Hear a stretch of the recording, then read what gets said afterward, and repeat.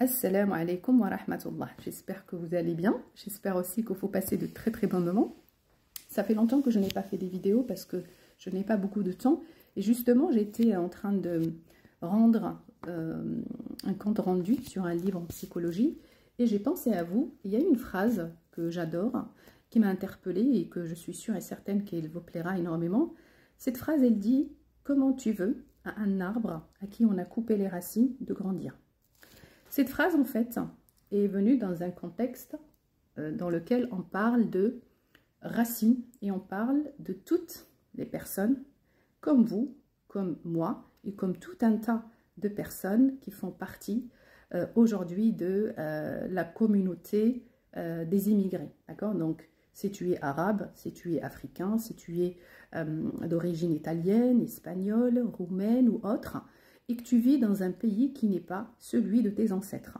Donc, tu es considéré comme un immigré, d'accord? Alors, cela n'empêche pas que tu sois bien intégré dans le pays dans lequel tu vis, en respectant ses lois, ses coutumes et en mettant en œuvre toutes les actions nécessaires qui permettent le développement du pays dans lequel tu vis, d'accord? Donc ça, c'est une chose, mais il y a une chose qui est essentielle et qui te permettra d'être épanoui, d'être bien ancré et de mieux devenir, on va dire, un meilleur citoyen. Et cette phrase, en fait, elle dit qu'il faut impérativement célébrer le peuple. La célébration de son peuple, d'accord, de ses coutumes, passe par la langue. C'est-à-dire que toi qui me regardes en ce moment, si tu es un Marocain, un Algérien, un Sénégalais, un Espagnol, un Italien, je ne sais pas, un Cambodgien, peu importe ton origine, essaye de parler un petit peu ou couramment la langue de tes ancêtres. Même si voilà, tu es adulte aujourd'hui, tu vas dire que c'est très difficile, mais commence par des petits mots, d'accord, des petites phrases. Essaye de les intégrer, d'accord, dans ta propre famille. Ça te permettra de mieux t'identifier à tes racines. D'accord? Pourquoi? Parce que il faut savoir que nos familles, d'accord, ça peut être tes parents ou ça peut être tes grands-parents, comme par exemple moi, ça peut être tes arrière-grands-parents. Il faut savoir que tous les immigrés qui se trouvent en France, en Amérique, en Angleterre ou dans d'autres pays, on ne quitte pas notre terre natale comme ça. Les personnes voilà, qui décident de quitter leur pays, c'est parce qu'il y a eu des guerres, des génocides, ou il y a eu la pauvreté, d'accord? Et donc, quelque part, il y a un sentiment de honte, d'accord? Quand développé, il y a un sentiment aussi de honte, quand tous nos ancêtres. Et ce sentiment-là, il se transmet de génération en génération. Donc, si toi, aujourd'hui, par exemple, si tu es d'origine arabe et que tu ne parles pas l'arabe chez toi, ou que tu ne... par exemple, tu ne manges pas selon tes traditions, même si que de temps en temps, que tu ne célèbres pas la musique de ton propre pays, les coutumes, ça peut être des coutumes religieuses, comme par exemple faire la prière en groupe ou aller à la mosquée, ou en dehors de ça, donc ça peut être des chants spirituels, ça peut être tout un tas de choses donc, qui relèvent des coutumes et des traditions, ça peut être par l'habit. Alors, s'habiller, ça ne veut pas dire forcément tu vas aller en djellaba au travail. Non, chez toi, tu peux t'habiller voilà, de la manière qui correspond à tes coutumes de temps en temps, même si ce n'est pas tous les jours. Mais de cette manière, en fait, tu vas reconnaître ton appartenance à ces familles-là. D'accord? Avec ces habitudes-là, donc en mangeant par exemple, en cuisinant avec des épices, en utilisant des parfums orientaux, etc. Cette vidéo, c'est pas pour encourager le commerce arabe, ça n'a rien à voir. Ça parle vraiment de psychologie et vraiment, le but de cette vidéo, c'est de rappeler aux gens qu'il est très important d'ancrer, d'accord, et d'instaurer l'appartenance à sa famille. Car que tu le veuilles ou non, même si tu es un Allemand qui est en train de me regarder en ce moment, si tes ancêtres ils étaient des nazis, certes, tu ne partages pas les mêmes valeurs qu'eux, je l'espère bien, mais quand on renie notre famille, eh bien, qu'est-ce qui se passe? Soit on va reproduire la même chose par le biais de la répétition, d'accord? Pourquoi? Parce que voilà, on a cette honte qu'on n'arrive pas à reconnaître et qui va nous poursuivre et nous pousser à adopter certains comportements qui ne sont pas corrects. Mais quand on arrive donc à reconnaître qu'on appartient à ces familles, il y a certaines valeurs qu'on ne partage pas, d'accord? Mais voilà, on est conscient de ça, ok?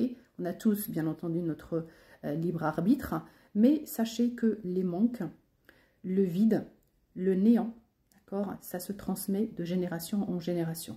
C'est pour cette raison, il est très important de célébrer sa famille, ses ancêtres, ses coutumes, sa propre culture, en parlant voilà, la langue de ses ancêtres, en cuisinant voilà, les repas de ses ancêtres, en célébrant des chants culturels, des chants voilà, de ces tribus, ou en tout cas en essayant de son mieux de voilà, faire et adopter des choses qui nous rappellent qui nous sommes, car il est très très important.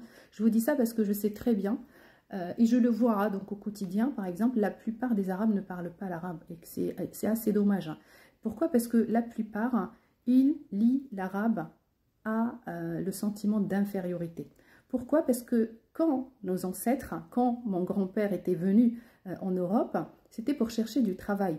Donc la misère, la pauvreté font partie des traumatismes, d'accord, qui restent ancrés dans la mémoire transgénérationnelle. C'est pas quelque chose, c'est comme la maladie mentale, la personne ne va crier à tout le monde qu'il a un frère fou ou qu'il a un père voilà, dingue ou psychotique. Ce sont des choses, donc des hontes qui créent des manques, des angoisses à l'intérieur de nous. Si jamais on ne prend pas le temps d'identifier ces manques, ces angoisses et ces choses donc qui nous hantent, et si c'est pas le but, c'est pas voilà que tu cries sur tous les toits que tes grands-parents ils étaient pauvres, mais en fait quand on va éviter de parler par exemple l'arabe entre nous, parce que voilà c'est une langue inférieure et qui est liée à la pauvreté, ben, qu'est-ce qui se passe? Ce manque-là va rester ancré à l'intérieur de nous, et quand on a des manques, enfin certes on dit que l'être humain c'est par ses manques qu'il va de l'avant, bien entendu, hein, donc personne n'est complet et personne ne le sera. Et quand on a ces manques, donc on travaille sur ces manques-là pour aller de l'avant dans sa vie. Certes, mais des fois, ces manques-là, d'accord, ces angoisses, eh bien, deviennent des blocages devant notre épanouissement. Pour que tu puisses bien t'intégrer dans la société occidentale ou ailleurs, hein, pour que tu puisses, voilà, améliorer ton statut social ou améliorer tes relations, hein, tout simplement parce que ça y joue aussi, que ce soit les relations à l'intérieur du couple, avec tes enfants, avec tes collègues, etc. Eh bien, il faut vraiment qu'il n'y ait plus de blocage. Il faut vraiment que tu sois pleinement ancré en découvrant qui tu es à travers ta propre famille, même si tu la renies, ben, je suis désolée de te le dire, tu appartiendras toujours à cette famille. Donc le mieux, c'est que tu découvres où tu te places, d'accord, dans cette famille, ce que tu partages avec cette famille-là, ce que tu ne partages pas, parce que tu as ton libre arbitre, effectivement, tu as le droit de choisir la vie que tu veux, les valeurs que tu souhaites, mais il est très important que tu identifies ta place, ce qui te bloque aujourd'hui.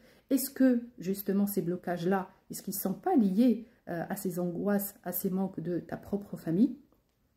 Il va falloir que tu acceptes, d'accord, cette appartenance-là, donc Ar-Rida.